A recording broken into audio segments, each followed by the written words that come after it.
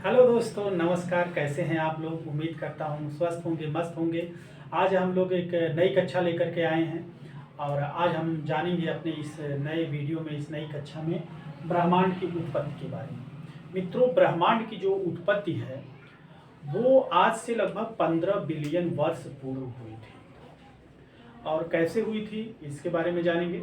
देखिए, दुनिया में ऐसी कोई चीज़ नहीं है जिसकी उत्पत्ति ना हो और जिसका अंत ना हो। हर चीज़ की उत्पत्ति होती है, हर चीज़ का अंत होता है। ये प्रकृति का एक सार्वभौमिक नियम है। तो आज हम लोग पढ़ेंगे ब्रह्मांड की उत्पत्ति के बारे में। तो ये सिद्धांत दिया किसने था, पहले आज आप इसके बारे में जान लीजिए कि ब्रह्मांड की उत्पत्ति के बारे में बताया किसने था और सिद्धांत किसने दिया था। एक ईसाई पादरी थे और वो बेल्जियम के थे। बेल्जियम के एक ईसाई पादरी थे जिनका नाम था जॉर्ज लेमेंटेरे। जॉर्ज लेमेंटेरे ने बताया कि आज से लगभग 15 बिलियन वर्ष पूर्व अंतरिक्ष में एक पिंड था जिसका घनत्व ब्लैक होल से भी बहुत ज़्यादा था। आप जानते हैं कि ब्लैक होल का घनत्व समस्त ब्रह्मांड में सबसे ज़्यादा माना जाता है, लेकिन एक पिंड था उसका घनत्व ब्लैक होल से भी ज़्यादा था। और मान लीजिए ये पिंड हमने यहाँ चित्र बना दिया है, ये पिंड था, तारा था, ब्लैक होल था, चाहे जो कुछ कह लीजिए, इसका घनत्व ब्लैक होल से भी ज़्यादा था।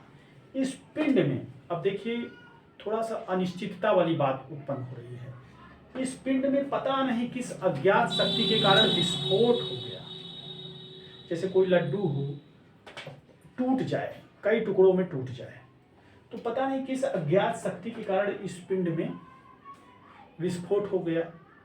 और जब विस्फोट हुआ तो इस पिंड के टुकड़े जहां तहां पूरे अंतरिक्ष में खाली जगह पर छिटक गए और ये जो आप दिखाई दे रहे हैं ये टुकड़े बने गैलेक्सी, आकाश गंगा। और इस पिंड में विस्फोट के फलस्वरूप अरबों की संख्या में आकाश गंगाओं का निर्माण हुआ। अरबों की संख्या में इन आकाश गंगाओं का निर्माण हुआ। और जो ये सिद्धांत है उसको हम लोग कहते हैं, जॉर्ज लेमेंटेरे ने उसको नाम दिया big bang theory. Big bang theory मतलब महाविस्फोट का सिद्धांत। यानी कि ब्रह्मांड की उत्पत्ति कैसे हुई। एक पिंड था, एक तारा जैसा पदार्थ था और उसका घनत्व ब्लैक होल से भी कई गुना ज़्यादा था और उस तारे में विस्फोट हुआ और विस्फोट के फलस्वरूप आकाश गंगाओं का निर्माण हुआ। अंतरिक्ष में खाली जगह पर अरबों की संख्या में आकाश गंगाएं फैल गई। अब इस पिंड में किस वजह से विस्फोट हुआ ये क्लियर नहीं है। इतना कह दिया जाता है कि किसी अज्ञात शक्ति के कारण विस्फोट हुआ। अब जो ये अज्ञात शक्ति है उसी के कारण पिंड में विस्फोट हुआ। अंतरिक्ष में बाद में वैज्ञानिकों ने एक हब्बल टेलीस्कोप छोड़ा। हब्बल टेलीस्कोप से ये पता चला कि जो ये आकाश गंगाएं हैं ये अभी भी दूर दूर दूर दूर ऐसे से धीरे धीरे फैल रही हैं। मतलब जिस अज्ञात शक्ति के कारण इस पिंड में विस्फोट हुआ था वही अज्ञात शक्ति इन आकाश गंगाओं को अभी भी क्या कर रही है, फैला रही है, मतलब विस्तारित कर रही है। विस्तारित कर रही तो ये दूर दूर दूर दूर खिसकते चले जा रहे हैं। लेकिन मित्रों, एक दिन ऐसा भी आएगा जो अज्ञात शक्ति, जिस अज्ञात शक्ति के कारण इस पिंड में विस्फोट हुआ था और जिस अज्ञात शक्ति के कारण अभी भी ये आकाश गंगाएं विस्तारित हो रही हैं, एक दिन वो अज्ञात शक्ति इनको विस्तारित करना, इनको खींचना क्या करेगी, बंद कर देगी। और जब बंद कर देगी तो जिस अज्ञात शक्ति के कारण इनमें खिंचाव हो रहा था, जब वह अज्ञात शक्ति इनको खींचना बंद कर देगी तो होगा क्या कि ये जितनी सारी आकाश गंगाएं फैली हुई हैं ब्रह्मांड में, अरबों की संख्या में आकाश गंगाएं आप जानते हैं, जो जितनी भी आकाश गंगाएं फैली हुई हैं धीरे धीरे धीरे धीरे ये क्या करेंगी, फिर सटना शुरू कर देंगी।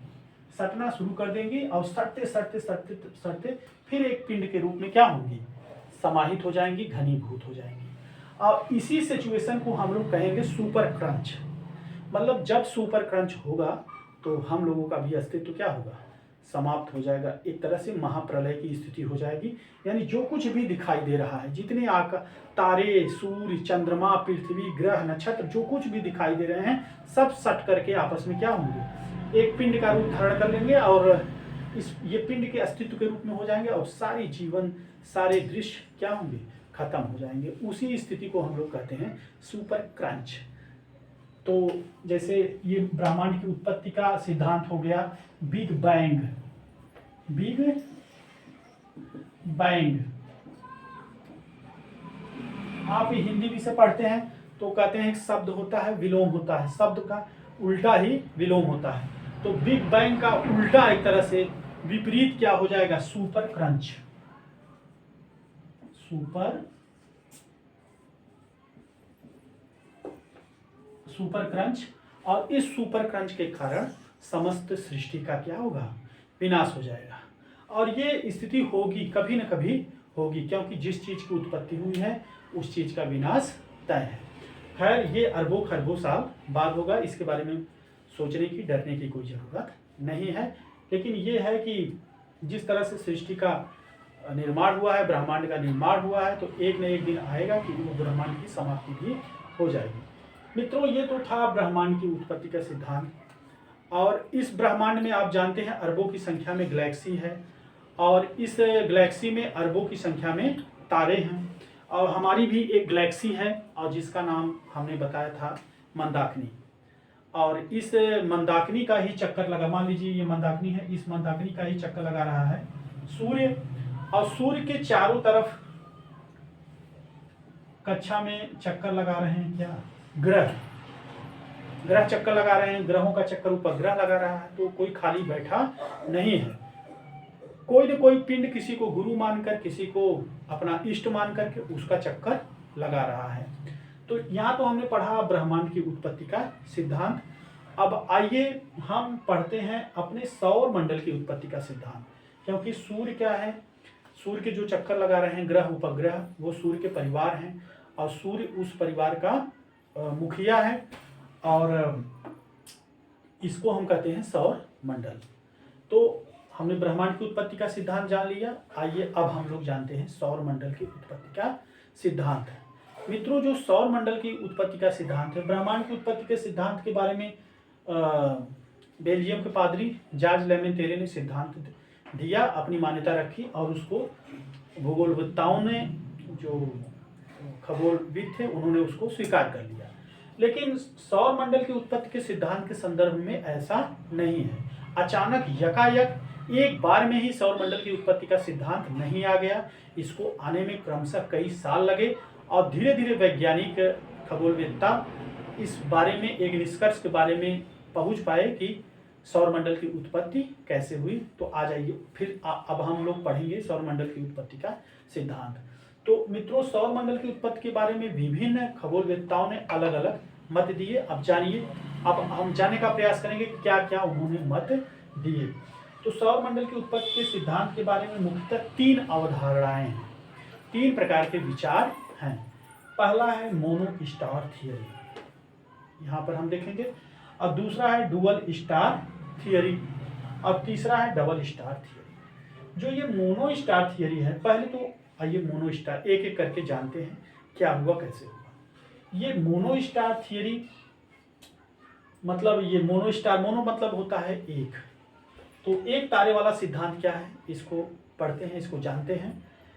दो वैज्ञानिक थे, मतलब दो भूगोलवेत्ता थे, खगोलविद थे, कांट, लाप्लास। इन्होंने मोनो स्टार थियरी के बारे में अपने अपने विचार रखे। अब जानते हैं कि कांट ने क्या कहा, लाप्लास ने क्या कहा कि सौर मंडल की उत्पत्ति कैसे हुई।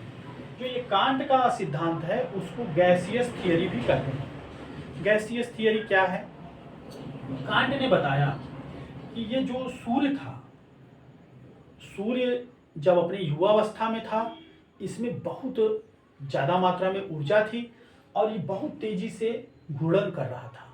जब ये सूर्य घूर्णन कर रहा था तो सूर्य के जो बाहरी भाग थे वे टूटकर अलग होना शुरू हुए और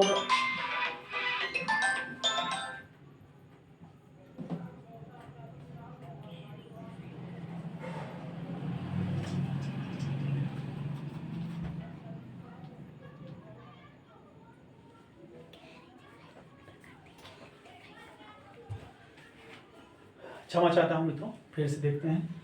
तो ये सूर्य के जो है बाहरी भाग छिटक कर अलग होना शुरू हुए, उसी के फलस्वरूप ग्रहों का निर्माण हुआ।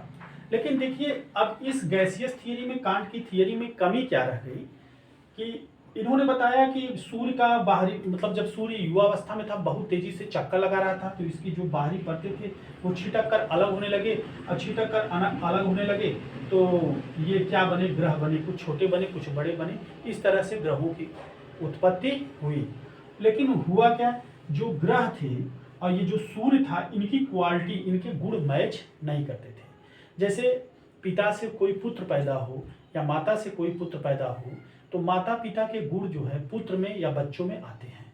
लेकिन अब सूर्य से ही ये ग्रह पैदा हुए, तो इस ग्रह का जो गुण था इस सूर्य के गुण से मिलना चाहिए था। कहने का मतलब ग्रह का डीएनए सूर्य के डीएनए से मिलना चाहिए था, जो कि नहीं मिला। तो वैज्ञानिकों ने इस थियरी को क्या किया, कट कर दिया, स्वीकार नहीं किया कि मतलब सूर्य से ही ग्रह पैदा हुआ है तो इसका क्वालिटी मैच नहीं कर रहा है, तो इसको स्वीकारा नहीं गया। ये थी कांट की गैसियस थियरी। अब देखते हैं लाप्लाक्स ने इसके बारे में क्या कहा। मोनोस्टार थियरी के अंतर्गत दो लोगों को पढ़ा जाता है, कांट को, लाप्लाक्स को। लाप्लाक्स ने जो सिद्धांत दिया उसको निहारिका सिद्धांत भी कहते हैं। लाप्लाक्स ने क्या कहा कि ये सूर्य था, सूर्य बहुत तेजी से चक्कर लगा रहा था, घूर्णन कर रहा था, और सूर्य अपनी जो है युवावस्था में था और इसमें बहुत ज़्यादा ऊर्जा थी। लेकिन हुआ क्या, सूर्य की ऊर्जा जो है, जब ये युवा था तो बहुत तेजी से चक्कर लगा रहा था, लेकिन इसके बाहरी परत की ईंधन जो है धीरे धीरे क्या हुआ, खत्म हुआ, और अंदर का भी ईंधन उसी तरह से विद्यमान रहा। जब बाहरी परत का ईंधन खत्म हो गया, अंदर का ईंधन विद्यमान रहा, तो हुआ क्या कि परत टूटकर अलग हो गया, परत टूटकर अलग हुआ। कहने का मतलब है जब दो लेयर के बीच ताप में भिन्नता पाई जाती है तो एक लेयर दूसरे लेयर से क्या होता है, अलग हो जाता है। देखिए, जैसे आप इसको ऐसे समझ सकते हैं, जैसे अंडा है, उसको उबालिए, उबालेंगे तो जो अंडे का ऊपरी वाला भाग होता है वो कड़ा हो जाता है और वो छोड़ देता है। इसी तरह से आप आलू उबालिए, कच्चे आलू को छीलेंगे तो उसको छीलने में कठिनाई होती है, लेकिन आलू को आप भून दीजिए या उबाल दीजिए, फिर आप उसको ठंडा करेंगे तो अंदर का भाग गर्म रहता है और बाहर का भाग ठंडा हो जाता है, तो उसको छीलने में आसानी होती है। इसी तरह से सूर्य में जब खूब ऊर्जा थी तो सूर्य बहुत तेजी से घूर्णन कर रहा था, लेकिन धीरे धीरे उसके बाहरी परत की ऊर्जा खत्म हुई, तो वो बाहरी परत टूट कर निकल गया, और जब निकल गया तो यही परत टूट टूट कर कई टुकड़ों में कुछ बड़े ग्रह बन गए, कुछ छोटे ग्रह बन गए। अब देखिए, इसको थोड़ा सा समझना होगा। अब ये जो कांट का गैसी थियरी है, इसको तो वैज्ञानिकों ने नकार दिया, क्योंकि इससे उत्पन्न हुए ग्रहों की जो गुण थे, जो क्वालिटी थे, वो सूर्य से मैच नहीं करते थे। इसी तरह से लाप्लाक्स का भी सिद्धांत है, थोड़ा सा डिफरेंस है, अलग है। इसने एक कहा कि सूर्य से छटक करके अलग हो गए गैस, मतलब ग्रह, और लाप्लाक्स ने बताया कि मतलब कि पहले सूर्य का बाहरी लेयर ठंडा हुआ, और जब ये ठंडा हुआ लेयर तो ये सूर्य से अलग हो गया, और इसके बाद ये जो परत टूटी उससे जो है ग्रहों का निर्माण हुआ। लेकिन यहाँ भी बात वही आ रही है कि जो इन ग्रहों का निर्माण हो रहा है, इनका गुण अपने पिता सूर्य के गुण से मिलना चाहिए। अगर सूर्य से उत्पत्ति हुई है तो इनका गुण और सूर्य का गुण आपस में मिलना चाहिए। जैसे माता पिता से पैदा हुए संतान का जो डीएनए है, जो क्वालिटी है, वो माता पिता से कुछ न कुछ मेल खाता है।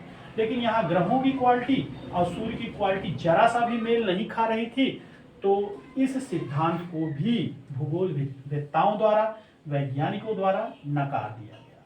मतलब जो मोनोस्टार थियरी थी, कांट की गैसियस थियरी, लाप्लाक्स की निहारिका सिद्धांत, ये दोनों नकार दिए गए। फिर इसके बाद क्या हुआ, तो चेम्बरलिन और जीन्स नामक दो अलग अलग भूगोलवेत्ता थे, वैज्ञानिक थे।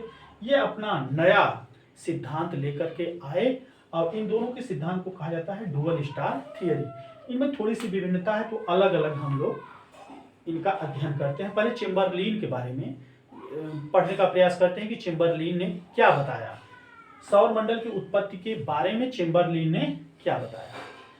देखिए ये सूर्य था, चेम्बरलेन ने कहा सूर्य के अतिरिक्त एक तारा और था, सूर्य के नजदीक, सूर्य के पास में एक तारा और था।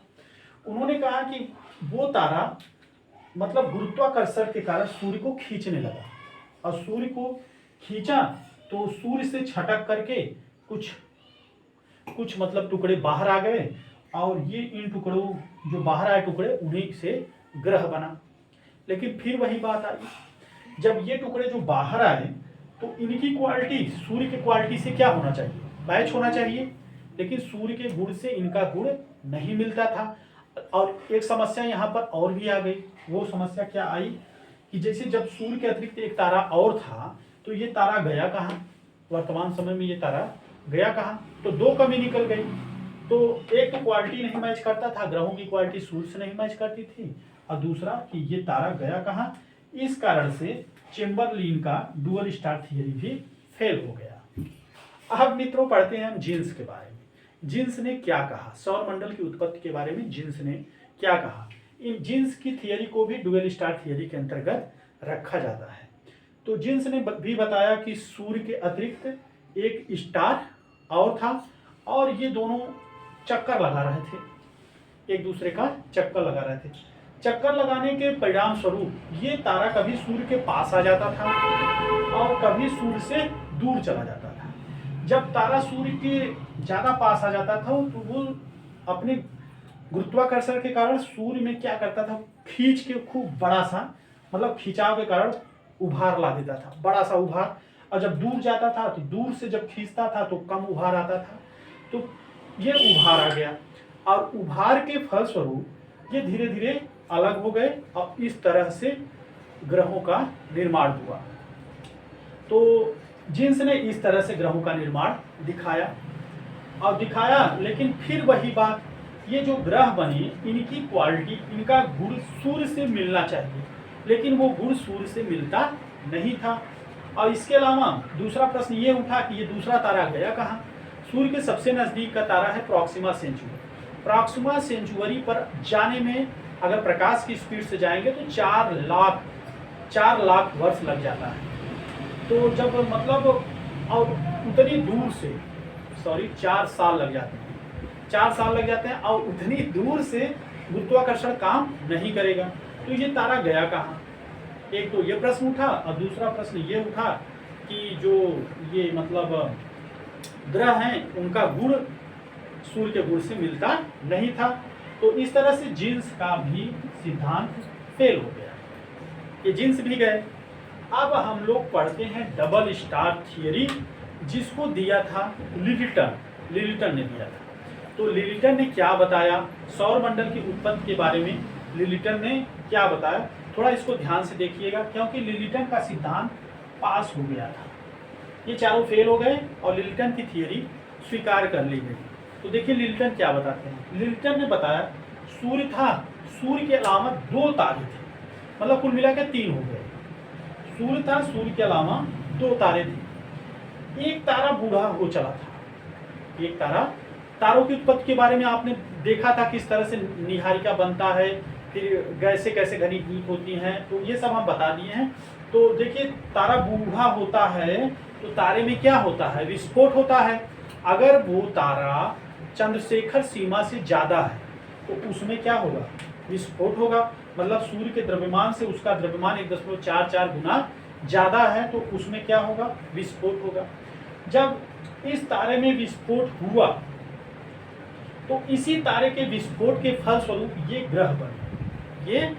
ग्रह बने, और विस्फोट के बाद जो है एक ब्लैक होल भी बना, विस्फोट के बाद एक ब्लैक होल भी बना। अब वो जो ब्लैक होल बना, वो ब्लैक होल इस तारे से टकरा गया। जब इस तारे से वो ब्लैक होल टकराया तो ब्लैक होल क्या हुआ, वो नष्ट हो गया, ब्लैक होल नष्ट हो गया, और इस तारे को भी पूरी तरह से नष्ट कर दिया। आप जानते हैं कि ब्लैक होल का घनत्व बहुत ज्यादा होता है, और जब ब्लैक होल किसी भी पिंड से टकराता है तो उसका संपूर्ण विनाश कर देता है। तो जो हमारे लिलिटन थे उन्होंने बताया कि सूर्य के अतिरिक्त 2 तारे और थे। एक तारा युवा था, चमक रहा था, और एक तारा बूढ़ा हो चला था, लेकिन बहुत बड़ा तारा था, और उसमें विस्फोट हो गया। जब विस्फोट हुआ तो उसके फलस्वरूप ग्रह बने और ब्लैक होल बना, और ये ब्लैक होल इस दूसरे तारे से टकरा गया, और जब टकराया तो ये तारा पूरी तरह से खत्म हो गया। ये तारा पूरी तरह से खत्म हो गया, और ब्लैक होल भी पूरी तरह से खत्म हो गया। मतलब इस तारे का भी अस्तित्व खत्म, इस तारे का भी अस्तित्व खत्म, और इस तारे से आपके क्या बन गए? ग्रह बने।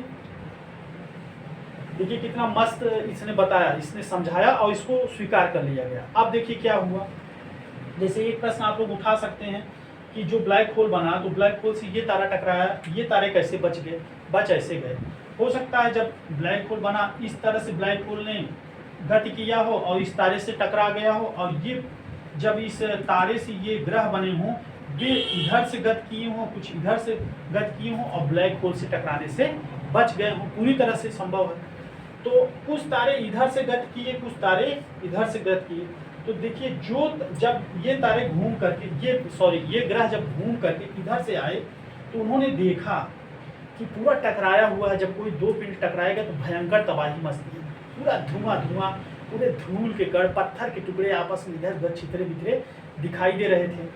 तो ये जो बड़े ग्रह थे जब घूम के आए, जो सूर्य से दूर बड़े ग्रह थे, और देखिए ब्रह्मांड में हर पिंड चक्कर लगाने का प्रयास करता है, अपने से ज़्यादा शक्तिशाली और अपने से ज़्यादा घनत्व वाले, अपने से ज़्यादा बड़े पिंड का वो चक्कर लगाने का प्रयास करता है।